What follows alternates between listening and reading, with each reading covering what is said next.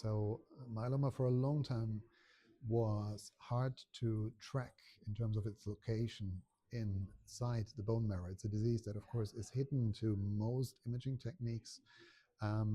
We had for a long time FDG PET-CT, which showed at least those tumors that had a lot of glucose uptake. But we knew already for a long time that a lot of tumors are just growing slowly and they're not really visible on PET-CT. So one of the things that our research, but also other groups' research has shown that whole body MRI, including diffusion-weighted imaging, which is a new technology that is radiation-free, can look inside the bone marrow and find myeloma activity down to a millimeter size.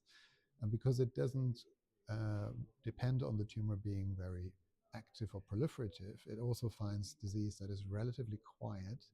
It has a consistently higher sensitivity. We see not only smaller areas of disease, we also see more areas of disease than we have ever seen on FDG PET-CT in a prospective direct comparison of the two technologies.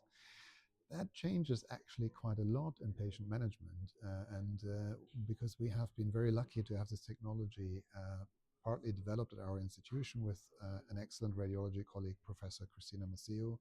We have been using it in standard care for over 10 years now. Our recent paper really encapsulates whether now is the time where we have much more efficacious treatments, where we really need to think about how to use imaging as well as part of precision care and how whole body MRI can play an important role in this. So why is that the case? It's the case because we see not only upfront disease in places sometimes where other imaging modalities might miss it. We can, for example, see also extramedullary disease at more resolution, and we do know that that might mean patient might benefit from more intensive treatments or different treatment approaches.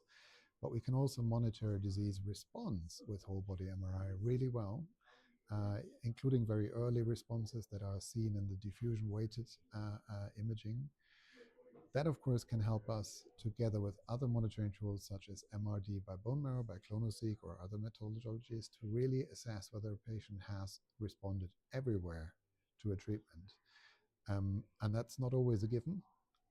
If we find that there is a residual spot of disease activity, we need to develop new concepts. In standard care, for example, we can apply radiotherapy to a single remaining lesion as an individualist treatment approach. But I think there is other opportunities that will open up. The more we use high-resolution diagnostics like this, the more we understand which patient may need more or less treatment and how we can personalize care in context of our treatments getting ever so better.